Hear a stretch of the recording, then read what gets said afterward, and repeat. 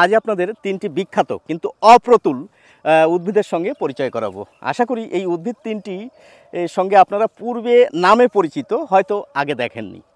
এই যে আমার চারিপাশে সামনে পিছনে যে গাছটি দেখতে পাচ্ছেন, এর নাম জানেন? আপনারা জীবনবিজ্ঞান বইতে অবশ্যই এই গাছটিকে দেখেছেন। আপনারা যদি কেউ জগদীশচন্দ্র বোসের বিভিন্ন প্রবন্ধ পড়েন, সেখানে এই গাছটির নাম পাবেন। এটির নাম হচ্ছে বন্ধুরা বন চাড়াল। দেখুন, অনেকটা ঝাউ গাছের মতো পাতাগুলি মুদে রয়েছে। গ্রীষ্মের এই বিকালে এদের চেহারা অনেকটা এইরকমই হয়েছে। এই গাছের ফুলও দেখতে পাচ্ছেন, ফুলগুলো ঝরে গিয়ে দেখুন এইরকম অবস্থা হয়েছে। এই যে এখানে একটা ফুল দেখা যাচ্ছে, এই যে দেখতে পাচ্ছেন, এই বন চাড়াল। বন্ধুরা, আপনারা অবশ্যই এই গাছটির নাম পূর্বে শুনেছেন। এবার যে গাছটির সঙ্গে আপনাদের পরিচয় করাবো সেটি আরও চমৎকার। এটি হচ্ছে অশ্বগন্ধা। বন্ধুরা দেখুন, আমার এই চারিপাশে দেখতে পাচ্ছেন, এগুলি বাণিজ্যিকভাবে কিন্তু চাষ হচ্ছে বন্ধুরা, এগুলি প্রাকৃতিকভাবে উৎপন্ন নয়। এর নাম হচ্ছে অশ্বগন্ধা। এই অশ্বগন্ধা নামটি কেন হলো বন্ধুরা? এর একটি কারণ রয়েছে। এর কারণ হচ্ছে এই অশ্ব মানে ঘোড়া।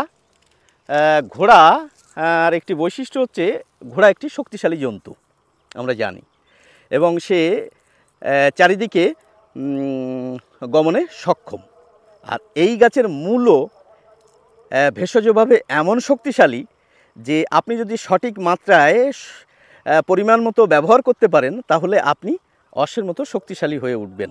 আর একটি কারণ রয়েছে, এই গাছের পাতা এবং কাণ্ড যদি জলে রেখে ফুটানো হয়, তাহলে কি হয়, অশ্বমূত্রের মতো একটি গন্ধ বের হয় বন্ধুরা। সেই জন্য এই গাছের নাম হচ্ছে অশ্বগন্ধা। আচ্ছা, এইবার এই যে আমি আপনাদের সামনে এই বারবার একটি ফল ছিঁড়ছি এবং হাতে রাখছি, এর কারণ হচ্ছে এই গাছের ফলটি কেমন হয় আপনাদের একটু দেখাবো। দেখুন, দেখতে পাচ্ছেন, হলুদ রঙের। হ্যাঁ, এই ফল কিন্তু বন্ধুরা পাখিদের ভীষণ প্রিয়। আমি আপনাদের এই ফলগুলো দেখুন, একটু ঘষে দানাগুলো দেখানোর চেষ্টা করছি। লঙ্কা বীজের মতো দেখতে, দেখেছেন? এই এবার চাষি যদি কি হয়, এই বীজগুলি সংরক্ষণ করতে চায়, তাহলে কি হবে, এটিকে নেট দিয়ে ঢেকে দেবে, নাহলে পাখি এসে সব বীজ খেয়ে নেবে, সব ফল খেয়ে নেবে। এই আপনারা এখন দেখলেন অশ্বগন্ধা। বন্ধুরা, এবার যে এটি দেখছেন, এটিও কিন্তু অপ্রতুল গাছ, এবং এই গাছের নাম হচ্ছে জয়ন্তী। আপনারা যারা ভেষজ উদ্ভিদে পণ্ডিত বা ভেষজ উদ্ভিদ সম্পর্কে খোঁজ খবর রাখেন, তারা অনেকেই জানেন এই যে জয়ন্তী গাছ দেখছেন আমার চারিপাশে। বলুন তো বন্ধুরা, এই গাছটি কার সঙ্গে অনেকটা মিলে যায়? এই গাছটি অনেকটা কাঠশোলার মতো দেখতে, আবার অনেকে বলতে পারেন এই গাছটি ধনচে গাছের মতো দেখতে, এবং এই গাছের ফুলও কিন্তু বন্ধুরা অনেকটা ধনচে গাছের মতো, এবং এই গাছটি কিন্তু আরও বড় হয়। যাই হোক, এই গাছটির ব্যবহার সম্পর্কে আমি কিছু কথা বলি। এই গাছটি আমাদের দুর্গাপুজোর সময় যে নবপত্রিকার কথা আমরা জানি না, নবপত্রিকা অর্থাৎ 9টি পাতা, তো এই গাছের পাতা তার ভিতর অন্যতম। আর কোথায় ব্যবহার করা হয়?